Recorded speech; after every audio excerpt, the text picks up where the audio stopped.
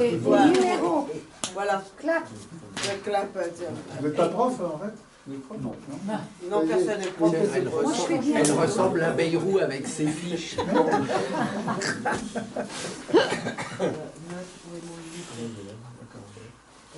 Il manque le 8.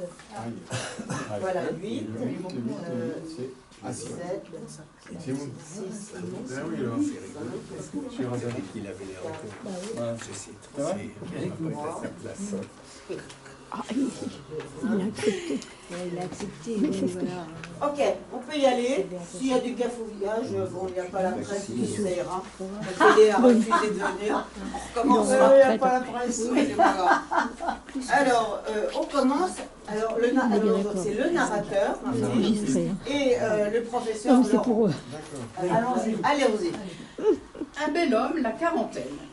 C'est Laurent qui fait face au fameux tableau, entouré d'un cercle de 15 véritables fans, ses élèves, des adolescents et adolescentes, comme il le dit lui-même. Mes chers élèves, vous avez suivi pendant un trimestre le programme Proust à l'école, que j'avais concocté pour vous. Vous avez ainsi pu plancher sur cet illustre écrivain, malgré votre jeune âge. Je me suis littéralement régalé de ce temps partagé avec vous. De votre côté, vous aurez peut-être la fierté de pouvoir dire « Proust, je connais ». Nous voici devant ce tableau de Vermeer, qui a inspiré le passage sélectionné que vous êtes censé avoir lu. Je vous l'ai distribué lors de notre dernier cours pour préparer notre visite. Son titre, c'est « La mort de Bergotte ». Je vous pose la question suivante, à la lueur du texte de Proust. Que voyez-vous dans ce tableau? Monsieur, il est beau ce tableau. Je l'aime autant que le bleu turquoise du livre que l'on a étudié du côté de chez Marcel Proust, de Laurence Grenier. C'est rudement bien peint. Oui, mais en vous référant au texte, pouvez-vous me dire où se trouvent les personnages en bleu? Tous. Le sable rose. Le sable rose. Moi, madame, moi, monsieur, moi, monsieur. Laurent. À toi, Laurent. Voyez-vous une couleur dominante? Le gris des nuages. Le rouge brique des maisons. Le gris-bleu de l'eau? Le jaune du clocher, le noir du bateau. Je vois avec plaisir que vous avez su reconnaître le clocher. D'ailleurs, ceci me fait penser à une question. Savez-vous quel est le livre le plus cité dans « À la recherche du temps perdu » où il est question d'une ville d'or? Les trois mousquetaires. Voyons, Ahmet, ce n'est pas parce que je vous ai fait étudier en 6e mon écrivain favori qu'il n'existe que 2 auteurs, Alexandre Dumas et Marcel Proust. Non, c'est un livre où l'on rencontre justement, non pas des clochers, mais des minarets, et dont l'un des personnages s'appelle Aladin. Monsieur, et aussi chez Erazade, Très bien, Asia. Dis-le à tes camarades. les 1001 nuits. Monsieur, on sent bien la lumière qui éclaire la partie droite du tableau. Bien. Que diriez-vous de l'ensemble des couleurs? Est-ce que l'une domine les autres? Oh non, elles vont bien ensemble.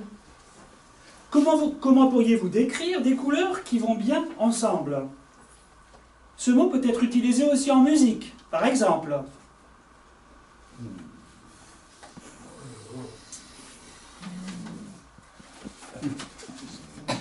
Ça. 11. 11. C'est qui le 11? Oh, ça fait rien, on n'a qu'à dire Lucia? en harmonie. Très bien pensé. Il se trouve d'ailleurs que Proust, adolescent, avait répondu à un questionnaire, auquel on donne d'ailleurs désormais son nom. À la question « La couleur que je préfère », il avait écrit « La beauté n'est pas dans les couleurs, mais dans leur harmonie ». Lucia, tu Tu as bien décrit l'impression que l'on tire de cette peinture. Mais reste une question, la question. Tout le monde pointe. Voyez-vous le petit pan de mur jaune?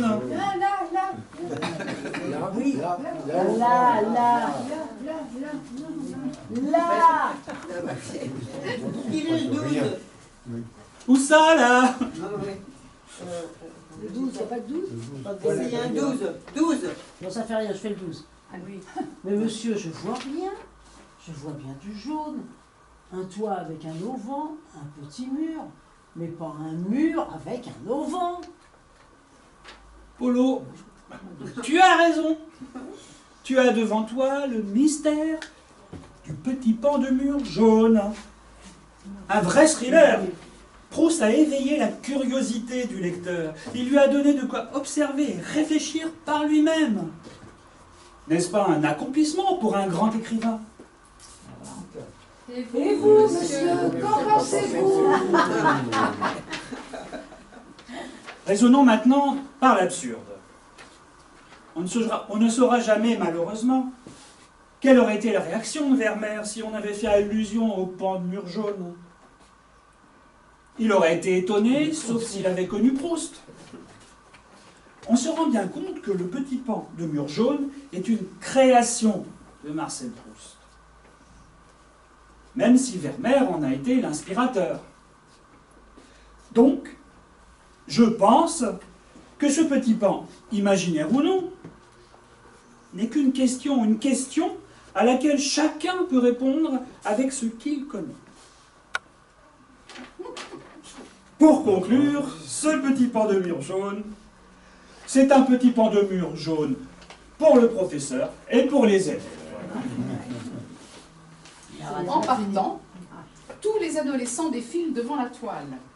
Ils s'approchent de l'énigme en se penchant au plus près, tandis que leur professeur vérifie qu'aucun ne succombe à la tentation de toucher la précieuse matière pour en dévoiler le secret. Les deux gardiens se regardent, bluffés par le talent de ce professeur, qui éveille avec succès l'intérêt de ses élèves, pourtant issus de quartiers difficiles. La gardienne, c'est moi. Ouais. Je suis sûre que ces jeunes se souviendront toute leur vie de Proust et de Vermeer. Quel beau cadeau ils vont pouvoir garder dans leur cœur. Ouais.